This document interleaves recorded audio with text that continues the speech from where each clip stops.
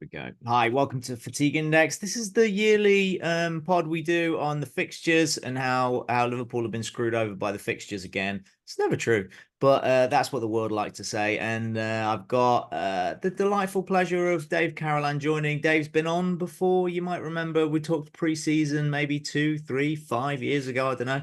How are you, Dave?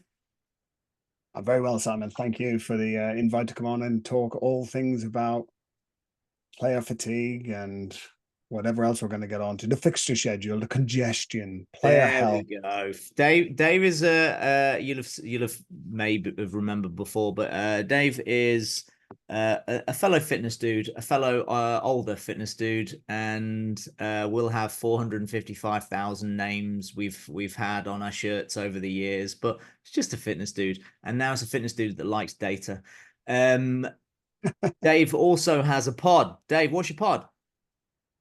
Yeah, I do a pod with Gary Rowett, a manager I've worked with for the last 8, 9 years or so. It's called Breaking Lines. And what we do on Breaking Lines is we kind of take you behind the dressing room door and we give you kind of an insight into how a manager and a head of performance kind of will work together. Some of the challenges that we come across in getting players and coaches and teams prepared for hopefully winning games. So yeah, we take you everywhere that you would imagine in behind the scenes to talk about some of the challenges. Everything from how you have to deal with bad eggs to probably how we go through medicals, all of that fun stuff. So yeah, Breaking Lines is the name of the podcast. So if you like Fatigue Next, or if you like me rambling on UP, you will love the extrapolated version of that by Dave, who is an expert and an actual boss in the league. So definitely get on that. Right, the fixtures, they broke today. Is there anything that stands out to you, Dave? All the best to Ipswich in the first two games. So just for reference for everybody, Dave lives in Norwich and he's been a coach at Norwich. Yeah, he has this little loyalty rivalry with Ipswich going on, I'm sure. Well, I actually worked for Ipswich as well when they were in the Premier League the last time. Did Yeah, you which is actually? I didn't know obviously that. yeah. So I was their performance analyst. So I was moonlighting between Norwich City and Ipswich. So I don't know too many people in football who've worked for rival clubs at the same time. But yeah, when Was that when they were? Was that the year they did the Europa League or the year they qualified for Europa League? it was the year before, so when they got promoted from the championship through the playoffs, and then so the season following the playoffs that year and the year after. So yeah, phenomenal first year, finished fifth in the league with George Burley at the helm, and then the following year having qualified for the Europa League and went on that adventure. But ultimately, that was it's almost like the second season syndrome, isn't it? Where unfortunately the demands of travel and scheduling and everything for Ipswich in that situation counted against them and got wholly relegated back to the championship. And it's only this year that they've returned. So it just shows you that, yeah, everyone likes to think you can just bounce back, but it's not always the case. For Ipswich, it's been a 23-year bounce. That is crazy, but that also evidences how hard it is for teams that didn't plan well to add in an extra 13 games a season. Yeah, it was different back then because it wasn't like the league structure. It was still in the old format, I think, where it was you were in, the first round you were playing whoever. It was a double leg home and away. The winners went through, and therefore any kind of modicum of success that you had in that, yes, it started to add up in terms of fixtures, and it started to play with your scheduling because I think for most teams the schedule is pretty fixed. We have all the clubs get circulated with their full fixture list when the cup competitions are going to be on. That's all set in stone. But back then, if you suddenly started to progress in some of these other competitions, the knock-on effect were that league games got moved, that cup competitions had to be double-headed. So even though there was a certain amount of flexibility, it just meant your squad was then rolling into double game weeks more often. And we didn't have everything we had back then, did we? We have now, which is, you know, depth of medical and physical support and all of the different kind of technologies that we would use now to monitor all of that stuff didn't exist. So you were just almost hoping that players could bounce from game to game. And of course, you looked after them the best you could, but certainly from a sports science point of view, we didn't know as much as we certainly know now. Yeah, that's fascinating. That's interesting going into Liverpool this season, because this stuff only happens, the stuff you were mentioning then, if the success that would leads to double game weeks, which we have basically, we have 24 double game weeks in the season anyway. That's just how the world works. But you plan, you knowing that leading into the season, you just better make sure you have enough squad depth. You know how many minutes a player tends to play in a season, which I want to touch on as well, and then you can navigate around that. So the only time that success leads to that issue with scheduling is in the final, the second half of the season past January, because it's moved this year, which is really weird. There's I don't know how much you followed the new Champions League, and that we're still playing the group games of Champions League in January, at the end of January, which is new. They've done some weird stuff with the Carabao Cup. So the under-21 teams play for one of the rounds. And then, yeah, so the first, there's a moment where if you get through to the quarterfinals for a Champions League team, it's on the same day. Carabao Cup and the Champions League is on the same day. How are they going to navigate that? And there's another moment of that with the FA Cup. The FA Cup quarterfinals are on the same day as a Premier League game, and the only game after, there's only one free game week after that, which is the final week of the season. So you end up having to have that. Really important for Liverpool. It would be, could we finish the game? We finish the season Brighton away, then Palace at home, the biggest. That's how you win the league. For reference, Dave's a red. But then we would have to, if we got through to quarterfinals of the FA Cup, it would move Spurs to the Wednesday between Brighton and Palace. Excellent. So you have a crescendo to win the league. You would have to properly earn it if that's the case, which I'm all for. I like earning these things. I think when you look at the difference between, let's say, a championship that Ipswich have just come out of, 14 midweek games across the season, split 7 and 7 on a Tuesday and a Wednesday. No very few Saturday lunchtime fixtures. Although I'm sure that'll change for Liverpool this year as soon as Jurgen's officially out the door and the end of June. But we open with a Saturday lunchtime fixture. Lovely. Well, tradition is hard to kick, isn't it? But I suppose the difference is for Liverpool, their expectation is to go far in all competitions. It's kind of already built in, isn't it? It's already taxed at source that Liverpool are going to have an awful lot of games. They're going to be bouncing from 2 or 3 game weeks, depending on how you like to look at it. You're recruiting international players who are going to play a lot of internationals. It's just built in. So the expectation that they're going to have to do less will only come down with how good, as you say, the quality of your squad is. Are you able to rotate players in and out? Also, where do you get injuries? If you end up with injuries in the same position, then the load on other players in that position goes up. So as much as players don't like to be rotated, and we all remember that Ranieri been known as the Tinker Man, but he would rotate his players around to ensure freshness and that they didn't get into a situation where they started losing players because of just overload. A challenge coming out of the championship for teams is, even though sometimes the minutes aren't particularly any different when they end up coming into the Premier League, the scheduling does change phenomenally. So let's look at this season for a Luton, for example. Luton went, I think, through November with 2 games and then bounced into December with I think it was 9 games. So in the championship, you just go along with your merry Saturday, Tuesday, Saturday, Wednesday, Saturday, and it just continues because that's the demand. Liverpool are used to Saturday, Tuesday, Saturday, Wednesday, Saturday, Tuesday, whatever. They're used to that.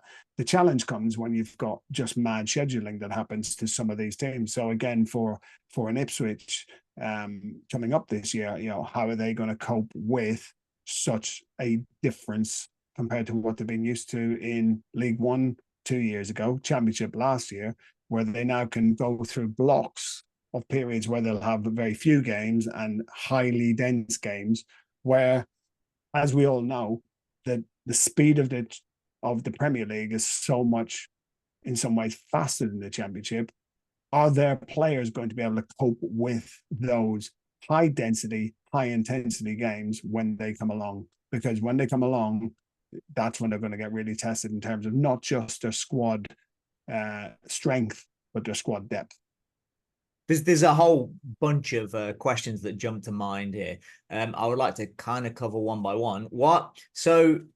Firstly, as a head of performance and somebody that works, people that don't necessarily know how the background of teams work within football clubs. So as we've discussed already, go and delve into Dave's pod, which is going to give you like an abundance of behind the scenes information. But Dave works really, really closely with his head coach.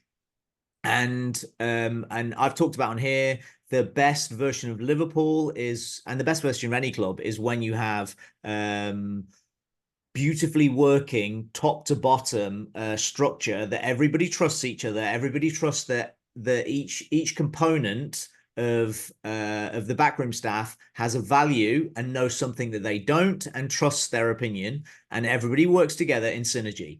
And it's when it was very apparent that happened for a while at Liverpool, and then it happened less. And then there are consequences to these. But having Dave, you here with your relationship with Gary, how would you go about planning out, periodizing the training and rotation of a season, having been given the structure that we have now? We got the fixtures today. I break this down into 6 blocks across the season. The first block would be before the first international break. You like me, are old enough to remember when you had maybe 1 or 2 international breaks in a season. Now we have 3 before Christmas, which involves at the top level, you've got, and in Championship, as you were saying earlier, you have 6 games. Some of your players are playing 6 extra games before Christmas. So some of the lads will have played 31 games. There are 31 opportunities to play before January the 1st. That is quite a significant toll. But in the first block, which is 27 days long, so you've got 3.5 weeks, and we only have 3 games. So this is the only period in the season where you have 1 game a week. How would you plan for that? And can I add one extra constraint in that? You are now on a slot, and you've only had 2.5 weeks with your best players, with 14 of your best players in preseason. So how would you line up that first block, and what would like training look like? Yeah, I think you make a great point there about, yes, he's only going to have 2.5 weeks with his best players, but they are phenomenal players. I mean, you're talking about a level of capability that's way above most of the rest of the league, and certainly most of the players that I've worked with in the past. But notwithstanding that, I think what he can look with, and I think this is where the schedule has been done reasonably well this year, is essentially you can extend your preseason to some degree in that period, because yes, you'll have 2.5 weeks with them before they come back. They're still going to be in a playing rhythm, most of them. It's not going to be lack of fitness that's going to be counting against players at that stage. Ideally, you're actually getting them a way to increase their freshness. Fitness isn't going to be that difficult to pick up. And then you're going through, I mean, it's in some ways it's quite a forgiving first 3 games, isn't it? I know Manchester United in there is the kind of third one, but Ipswich and Brentford is the 2 first games. You'd have taken that, wouldn't you, when the fixtures came out, and think, right, okay, we can get into some rhythm while also building the cohesion of the team, the fitness of the team, um, beginning to understand how this manager wants to play the game. So there's going to be learnings that are going to be taking place. So certainly over that period, you would be looking at, okay, you're going to have players who've going to come back from Euros maybe slightly earlier, ones who will go deeper into the competition. When you get them all back in together, how can you start building your game model around the level of physical capability that you want? He's got good players with great physical prowess anyway, so they'll adapt pretty quick. And then it's whether you choose to train through those 3 weeks and continue to build fitness while also having the games at the end of it. And of course, God willing, you end up with a full squad and everyone available. You can train and know that you can rotate. He's going to want to see players playing at the end of preseason and in the early games of the season and see how they perform for him. New recruits that are going to come in, got to see how they adapt when they're getting into the building. So I would definitely be looking at that period up till the Manchester United game, almost training through those to get your players to the level of understanding of how you want to play, as well as topping up their fitness. And then you come to the international break. Now, what's interesting about internationals nowadays, and I'm talking in the last 4 years, is the Nations League or the Nations Cup, whatever it's called, has meant that there aren't friendlies anymore, where players were able to almost dip out of a friendly. They could have the ankle sprain that they picked up in the last minute of the league game and therefore missed the couple of friendlies just to get a rest. Because the FIFA rankings are now go on, UEFA rankings go on how you perform in the UEFA Nations League, or whatever country that they're playing in, they've got to go off and play competitive games, and they're expected to turn up by their nations and play competitive games again, because we're on to the next kind of World Cup qualifiers or Nations League qualifiers or whatever that might be. So there's no real chance for the players to have much of a breather. But I think for most players at a Liverpool level nowadays, they know how to go through the rhythm. The bigger concern, I think, is when we see that players are having to travel so far. Like if you are recruiting players from the Far East, from Australia, from some parts of South America, that if they are traveling a long, long way over that period, you need to think about how you're going to rotate those players on the way back. But that's not a luxury that I've ever had to deal with too much in my career. But I'd certainly expect a club of Liverpool's level and their experience to be looking at that. Yeah, that makes sense. The second block, which is a little bit more intense and ends with obviously the international break, delving into that thing you just mentioned, because a lot of Liverpool's big players are foreign, and you've got McAllister, you've got Diaz and Darwin and Allison, who have to travel back to South America, and very often altitude when they're playing two games. So the first game back after the first international break is Forest at home. Probably a game you're going to take. Like, these games have to be scheduled. We can whine as much as we like. In all likelihood, Forest is going to be 12:30 kickoff on a Saturday after the international break. Like, we can make fun of it. I'm not. I didn't defend Klopp in his arguments for this. I appreciate it's unfair in that it's different from everybody else, and being picked out to be different from everybody else so often feels a little bit mean. But physiologically, we only have a right to a 3 o'clock kickoff. Yeah. The other big teams can go on Sundays or whatever, but you only have a right to a 3 o'clock kickoff. You can't complain if you're a 3 o'clock on Saturday. 2.5 hours is not going to make an awful lot of difference to your preparation. That's my feeling on it, is that we end up whining quite a lot. And 2.5 hours is not going to make the slightest difference to your team selection. Am I wrong? No, you're not. But however, I think there are knock-on effects to having so many 12:30s, because it's the fact that you're training the day before. You have to be really cognizant about what the content is, because maybe some of the things that you want to do or the length of training that you want to do may have to be compromised, because you're thinking even an extra 5-10 minutes of a small-sided game may just take a little bit more out of the legs that if it was a 3 o'clock kickoff, you may just account for it. Not because it's necessarily on a on a level of physiology that we would be able to take blood or be able to take a CK or something like that and be able to say, look, they're more fatigued or they're less fatigued. Although I haven't seen anybody do research of that, but there's certainly a subjective feeling, a sentiment that, it's just earlier all the time. You get, it's also when you look at whether you believe in circadian rhythm having an effect, if you're training at 12 o'clock, then or 12:30 going into 12:30, you can argue then the circadian rhythm. But for a lot of teams where they're training at 10:30 in the morning, by the time they get to 12:30, they're physiologically coming down and their Sure. body is in that type of rhythm. But I mean, we could argue about that because there's many different opinions about that. And we could go down this angle and go that Liverpool plays most of literally most of their games are played at night.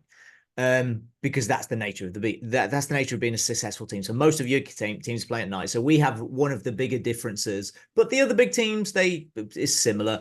Anyway, I think you get dragged into weeds with that. My point with this is that the first game back after the second international break is Chelsea.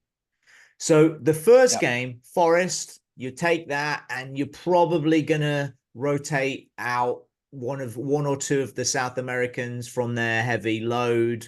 But then in the second block, you've got a game every 3 1/4. Remember the first block, you have a game every week. Second block, you got a game every 3 1/4 days. It's actually the most intense period of the season. So you've got 7 games in 22 days. One of those games is probably going to be that kids game against in the EFL, so you can write off the 21s with that. So you got 6 games in 22 days. It is what it is. But the first one is Chelsea, and in all likelihood, we're going to want to play all our South Americans in that game. What do you have to do with that, Dave? How do you counteract the distance? Well, you can't really do too much about it, is it? Physically, it is what it is. You're hoping that maybe some of the clubs will do private travel for their players, especially if there's enough of them, where they'll just go on a private plane, and therefore you can put all of the recovery kind of strategies that you'd want to on the plane. I've known that happen in the past where they'll just have, whether it's game readies, whether it's air pumps or whatever that might be, they literally just load it up onto the plane, and then the players can travel back in that kind of level of comfort where sleep is going to be less compromised. But let's have it right. Traveling a long way is fatiguing, because you're not necessarily breathing fresh air, are you? You're at altitude, you're traveling a long way. Traveling is tiring. The only thing I think, sorry, like 7 time zones, 3,000 feet, all physiological stuff that can be demanding, but is also very much part of a top level footballer's life. Absolutely. But I think the one advantage when you look at the fixtures that come after that one is with Chelsea and Arsenal back to back, they also will have similar types of players doing similar types of things. So they'll be traveling all around the world, So I don't think it's necessarily the same as, say, let's say you had Ipswich in that one where they don't have players who are traveling all around the world. Any of their internationals are probably going to be closer to home as such. I think, if anything, the fixture list there matches you against teams who are going to have similar types of demand. So if you're going with Chelsea, they'll have a lot of internationals from around the world. Arsenal, similar kind of thing. So at least it matches up in those kind of first 2 games after the international break where you're playing teams who've got similar challenges to you. That should equate itself. We have game 3 of Champions League that week as well. So in between those two, so that and both of those will be traveling. Are Chelsea in Europa this season? I don't think Chelsea made it to Europe. No. Oh, but that doesn't actually interfere with them because doesn't affect the them, game before them anyway. But Arsenal definitely do. We're away at Arsenal, which is a little bit trickier. But you've no idea what at this point where Champions League game's going to be. We could be playing against Celtic, and they could be playing against I don't know, some team in Tel Aviv or Absolutely. Yeah. as far away as possible across Europe, which makes it I think tricky. there's anybody from Kazakhstan made it through so far, but who Baku or knows for the something. Yeah, qualifiers? yeah, yeah. And then we got EFL, the 21s, which actually gives us a thing that I talk about a lot on here, match day plus 4, which can you explain what that means, Dave? So match day +4 or -4, depending on what your terminology is. It's all just maths, isn't it? Yeah. Yeah. So 4 days out from a game. Now they actually become quite interesting, tricky training days when you're not used to them. So if you're only having a match day -4 once every 3 months or 2 months because it's just abnormal, therefore, what do you do on that day? It actually becomes a reasonably tricky day. So for those people who understand like training periodization, for a lot of teams who are just working on a Saturday kind of program, a match day -4 would be, depending on your philosophy, either a really intense day or a really extensive day. So the demands of those 2 days are quite different. If you're a philosophy of training periodization, the Valde method, it's an intense day, small spaces, and then you follow that with a -3, which would be large spaces. Now, for Liverpool, who won't do many of those across the season, it just becomes an interesting choice as to what do you do with a -4. You may choose to use it as a real low-level training day because essentially your rhythm is 3 days or 2 days. 3 days or 2 days preparation into games most of the time. So if you get a -4, you may just use it for something different. You may choose to do a real offloaded session because let's be honest, fighting fatigue and fighting freshness are two things that Liverpool are going to have to do an awful lot of the time. So, It's do the the players need? only it's the only match day plus 4 that we have that Liverpool have between October 19th and Christmas Day. So apart from it being a day you would train the hardest on, it's a day you train the hardest on because the players have fully recovered from their previous game. Yeah. So it gives you an opportunity to train something different. The If you question need is, to. do you need to? Yeah, yeah. So you made exactly the point there, which is if we don't need to do anything different, why would we throw something random in which could have knock-on effects? Not necessarily tomorrow or the weekend, but it might be in 2 weeks' time Yeah. because the little bit of extra freshness you could have got into the squad counts more than the additional training you could have done. So perfect for this week, right? Because it's something I bang on strategically about all the time. The cups, we I don't think we necessarily agree strategically on how we'd approach the cups because I would sack off the domestic cups as early as possible or play exclusively the reserve players and none of the big 8 players that should be playing in our best games because I want them primed for the most important competitions. And people think it's about rest. And my thinking behind this is that it's not about rest. What this week in block 3 between Arsenal away and Brighton at home, what that does for the opportunity that affords, if there is no first team players playing in the EFL game, you've got a full week of training. It's the first full week of training for 6 weeks. It's the only full week of training until March. What that gives you is a chance to do some of the stuff that you would like to have done in preseason. The prime physically players, but also work on stuff that you want to use in your game model that you don't get, that Liverpool, who play twice every week, don't get that practice time. And if you're holding some players back out of training because they're playing that night, they can't do it. And then the next day they can't do it because they're recovering from the previous, all of that stuff. So what's the difference between between a Saturday to Saturday game week and having to play a midweek game in terms of practicing game model? Yeah, so you get very little chance to practice game model in those kind of double game weeks, or depending on how you determine double or triple game week, Saturday, Tuesday, Saturday, or it's just a Saturday, Tuesday, and then it resets again. So ideally, what you want to try and do is And teams have started to pivot to this, where a few years ago it was off feet, match day +2, off feet day. I think teams are now realizing that actually the time that we were losing by players just optimizing recovery at to the nth degree meant the chance to embed some good work and review work and preparation work was being lost. So I think we've now moved in to some extent to a model where, let's say it's on a Monday and you've got a Wednesday game or even a Tuesday game, where your warm up / activation, however you want to call it, is integrated with a technical element or a tactical element, where you might be working on tactical patterns of play or something like that. It will be low intensity, but it will be essentially drill. It will be teaching the game model.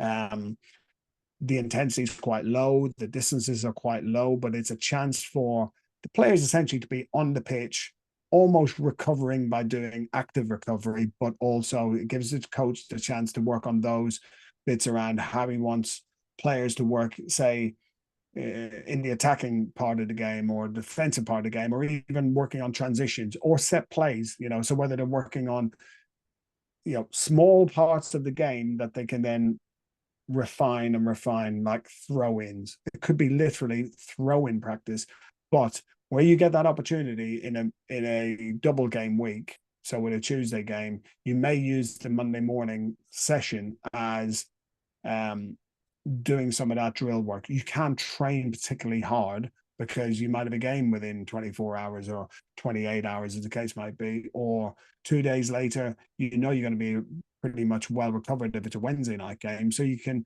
use the Monday as an active recovery and then work on Tuesday a little bit more preparation work. On a normal week, again, it all comes down to philosophy. So you have the continental philosophy, which will be recovery on a Sunday, off on a Monday, and then you have a 4-day build in. But even now, we're seeing some clubs that have gone to a 5-day build in. It's a kaleidoscope, a smorgasbord, if you want, of But the options. difference between, so from a slot perspective, the difference between having that just literally this one game week that we have this opportunity for the EFL, the difference is the potential for 5 practices or 2 half practices. That's pretty much this ostensibly the difference, isn't it? Yeah. I think a lot of this it'll be one of those weeks that'll be highlighted as, what do we need to do in this week? So if everything is going smoothly, results are good, everything's going well, you've got no major injury concerns, you've then got options. You can either choose, right, everything's going well, let's just keep rhythm. So you could almost have some form of, well, we'll have an internal game. You could literally have a 30-minute game and almost replicate the rhythm. Like in our history of training, we found at Birmingham when we were there in 2015 to 2017 that the players performed well when the Tuesday session of a midweek game looked like a game. So all we ended up was almost keeping a rhythm of feeling like it was Saturday, Tuesday, Saturday, Tuesday, Saturday, Tuesday. And the players were just in a rhythm that Tuesday was hard, Wednesday was recovery, Thursday we'd prepare for the game. And we just ended up, and that was quite successful for us in terms of taking a certainly a low budget squad and, having it competing at the right end of the championship. So it all comes down to if the situation is right, that allows you to say, we'll just not detrain, but we can offload.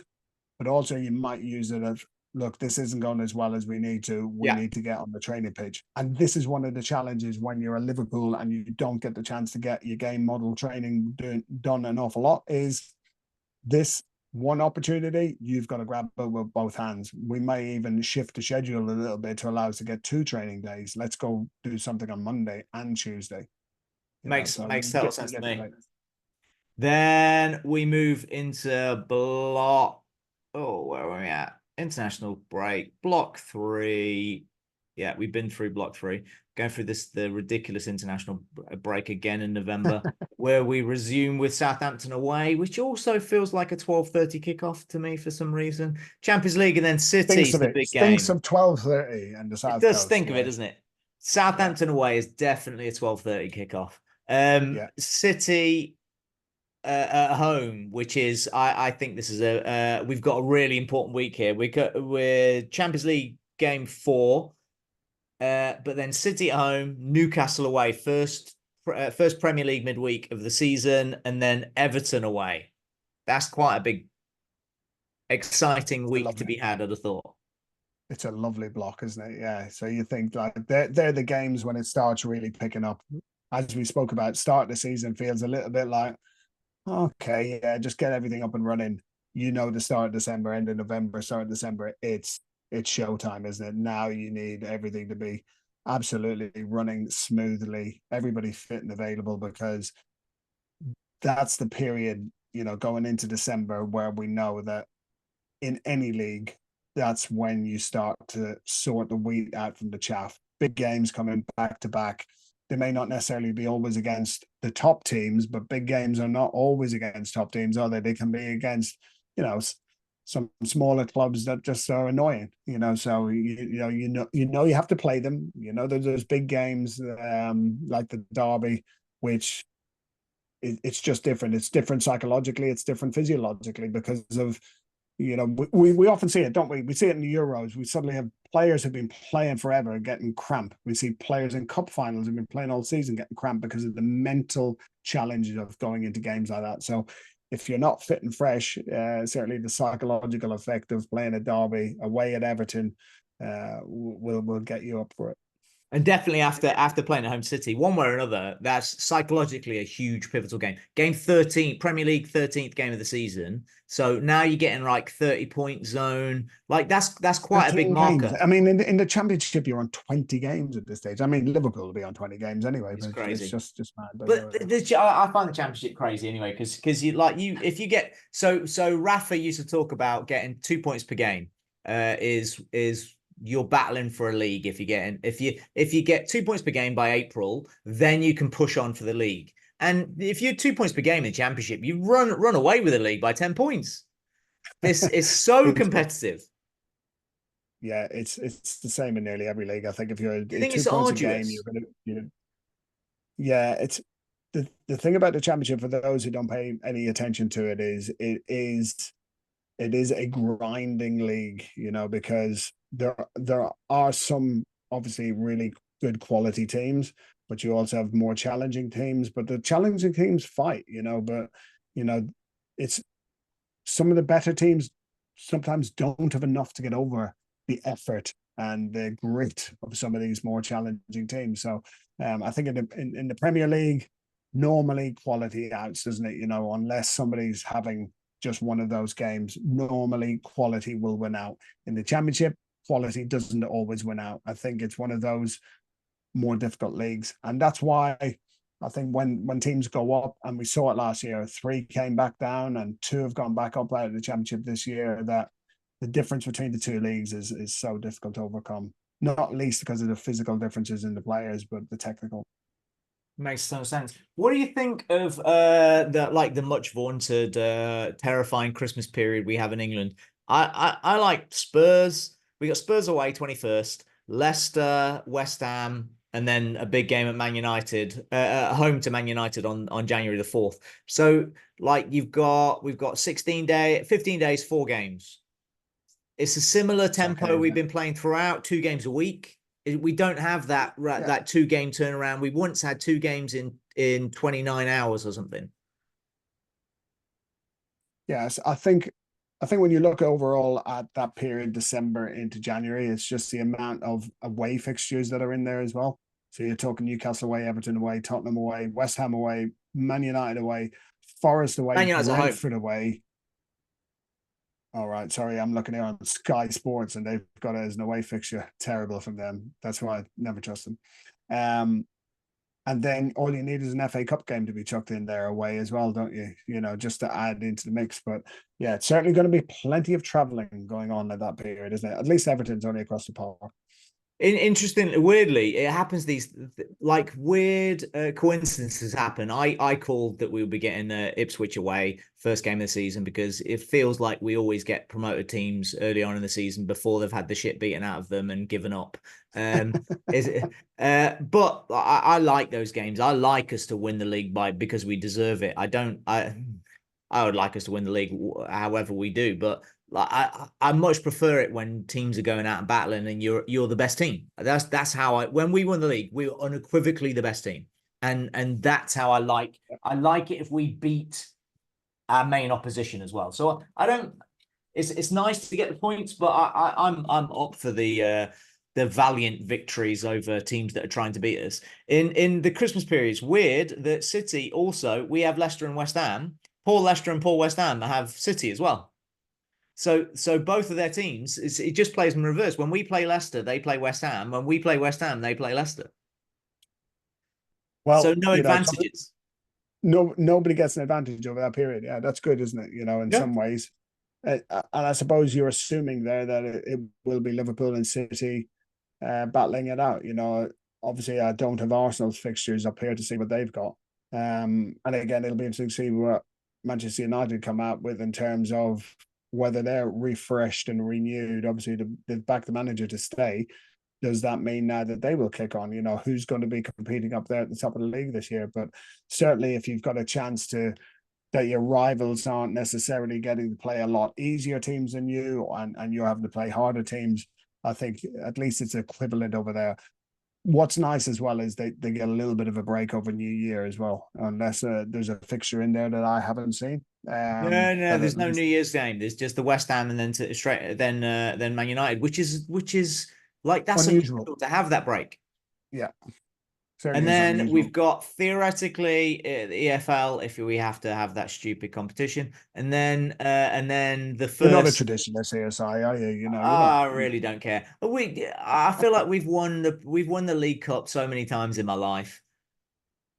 Don't really care. Let's have a fun. Um, then we've got the FA Cup first round, which we can't get out of because it's the exciting one. Into the second midweek game, Forest away, Brentford, more EFL nonsense. And the last two games of the groups of Champions League, which is so weird to be playing them in January. So January is quite a big. We got 1, 2, 3, 4, 5, 6, 8, 9 potential games in January. 9 in January, and how many was it in December? So there's at least there's 6 league games, so EFL Cup as well. There's 8 potential games in December and potentially 9 in January, which is usually a dull period, but it depends on the cups, like the repeat of the cups. So we Yeah. could theoretically have 7. But still, 7 games in January is a lot. It's usually a down period, and it's not. It just continues. It's quite a vicious season for double game weeks. February gets a bit lighter. I wonder if we were to look back to like 2012 and things like that, would we see a similar type of pattern? Just picking a year out, because you still have the FL Cup, you still have the FA Cup, you still have Champions League, although the format's changed a little bit over the years, hasn't it? In terms But of we have more number. games now in Champions League. We got 5 games more this season than we would have had in 2012 in the Champions League. And And there you go. we've got 4 more games of international football that we didn't have then. I Yeah. think it might be 6 more games, but we've definitely got 4. So that's the So concertina effect of it. It's the extra internationals.